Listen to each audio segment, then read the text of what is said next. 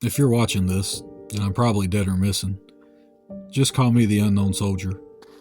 I left a flash drive all the vids, pics we took in this audio file, so there's a record of what happened, just in case society ever gets back to normal. It is a mix of security, cell phones, some VHS footage, some pictures. I hope you can edit it together.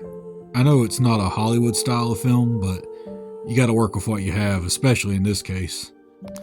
And we spent more time shooting zombies. We call them Zeeks for short. And first, no, I won't show any Zeeks up close, if I show any at all. It could be painful for any survivors to see what happened to their friends and family, and what we had to do to stop them. Also, there were actually zombie rights activists, many that got killed and ate at their big first protest. At the time, some were saying they would prosecute people who kill Zeeks. I don't know if any survived that protest, and if they did, if they still feel that way, but just in case any did and somehow get elected in whatever new government comes to pass, I'm just trying to protect myself legally if we get a justice system going again. The world was a weird place before the zombie attacks, and probably still is now. I lost most of my family at the beginning, and a lot of my friends along the way. We had formed a small militia that had 10 members at one point, and we had a good group with various skill sets. Me and Jonathan handled security threats, Alex was our medic, Dustin, Thomas, and Nick were scouts, Lee and Jerry handled all technical stuff with the electronics, BJ was our mechanic. As of this recording, some are dead and there's a few unaccounted for. I hope if they're out there, they're safe. I guess I should start at the beginning. Sometime in June, 3 years ago, as of this recording, a large meteor shower happened. The biggest in recorded history. Now, if that's connected to the Zeeks, I don't know. But hospitals all over North and South America started getting recently deceased people coming back, biting staff, and infecting them. The infection is passed through saliva from bites. Within 3 days, the infected were all over cities causing problems. While the authorities were busy trying to figure out what was going on, looters took advantage, then the fire started, and there just wasn't enough manpower to stop it. You can imagine how bad it got. Luckily, I lived in a rural area. One night in July, my neighbor had apparently been hiding a Zeke. Probably a family member that they just couldn't put down. Well, somehow it got loose in the house and bit a few other people in their house. My security camera picked up the first responders and their police escort. Luckily, they got the situation under control at that time. Things were going good for a while, but then looters broke in my garage one night through a window on the other side. I found my garage door open. The damn camera only picks up people and vehicles, so the motion didn't set the camera's notification off. Luckily, there was nothing of value in there, but I secured the window and rigged it to a flashbang shotgun shell just in case they tried again. And that solar generator that's been running everything has paid for itself many times over. Lee and Jerry got the whole thing working together. Now, most of my friends aren't on camera. They didn't want to be, and I can't blame them. Lee isn't, mainly because he hated to be filmed his whole life.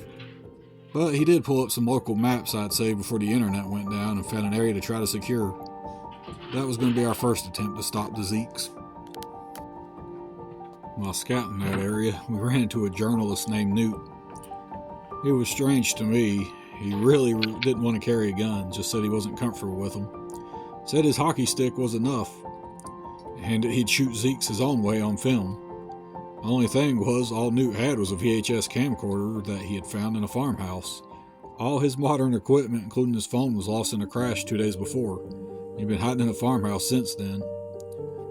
We couldn't really risk using our phones to record most of the time, since we were using them for flashlights and to communicate and trying to preserve battery life. Lee and Jerry figured out a way to hack a satellite, and we could still text each other, up until Lee got overrun by the Zeeks. But he stayed at that damn computer monitoring our communications until the very end. We decided to try to find a factory, and Newt said he had saw it still had power. We thought maybe we could find some food, first aid, or even toilet paper that might have been left behind. We had to drive down the highway until we came to a closed-off back road behind the factory. We figured it would be a good way in, but that was the night we lost Alex. We heard a gunshot in the distance, and then while running back, Alex had tripped some type of booby trap. It was rigged to a shotgun shell. He didn't even know what hit him. Gone in an instant. We never found set up that trap. We decided to go back and enter through the front. Just had to wait on Thomas to get the bolt cutters. We found enough supplies to make the trip worth it. Well, at least except for losing Alex. And we left after I got the damn buller online just to stop the ringing it was making. The diesel generator keeping the lights on was about to run out of fuel. No idea who left it running, but hell, it worked out for us. After that, we kind of wanted some revenge for Alex and Lee, but without knowing who killed Alex, we decided, let's take out some of these Zeeks nearby. And it's just like the damn movies. You have to destroy the brain. I don't know how their biology works, but we thought they were just infected. So me and Jonathan tried just firing to a large group of Zeeks that started pouring out of the woods. Newt started filming in case any of our tactics worked and he could hopefully save lives with our tactics. They just kept taking shells and falling over and getting back up. And it was hard to shoot them as they got closer. It was the worst smell I've also ever encountered, like rotten flesh and shit. It will stun you if you've never smelled it. We ended up retreating to a 2-story structure we found and barricaded the stairs. Our new plan was to try to take headshots firing down, but we weren't expert marksmen, and they're harder to hit than you think because the jerky way the Zeeks move. And that was back when we had ammo to spare. After that day, we would only take them on in small groups. We would carefully search an area, while trying to not set off any alarms or traps people had left. At this point, Jonathan had left the group. He still had a family, and they all left by boat to find a safer place upriver. I couldn't blame him. Things were getting bad, and I hoped they made it, but I haven't heard anything. Soon things got a lot worse. As we were on our way to clear Zeeks out of a small area and try to set up a new base, we lost Jerry to a car accident. I don't know exactly what happened, but I don't know if it was raiders or what, but we do know he wasn't wearing his seatbelt and it cost him his life. BJ was next. His Jeep broke down outside an old strip club. He got so fixated on his engine problem he didn't see or hear the half-naked Zeke that bit him. I assume she must have worked there when she was alive. I got there just in time to put her down, but too late to save him. He took his own life, saying he didn't want to come back and hurt anyone else. Funny thing is, years ago I used to always joke with him that a woman would be the death of him.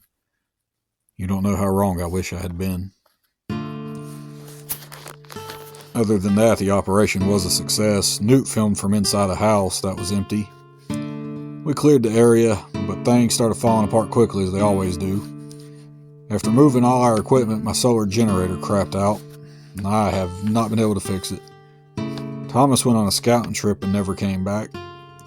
Same with Nick, who went to decide that he decided to go hunt some deer because we were running low on food, and we never heard anything back. I don't know if it was Zeeks or Raiders, and that's the most aggravating part, not knowing. Then there was the day Dustin was clearing some Zeeks that were too close for comfort, but in the middle of fighting them, he had a seizure. Newt realized what happened and ran out to take on the Zeeks with his hockey stick.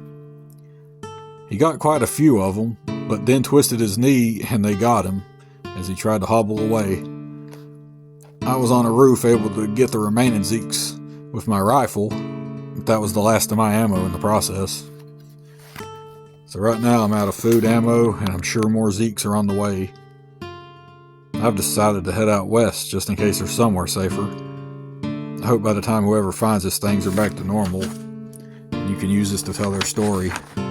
Not so much for my sake, but for my friends I've lost along the way. I'd like to keep their memory alive.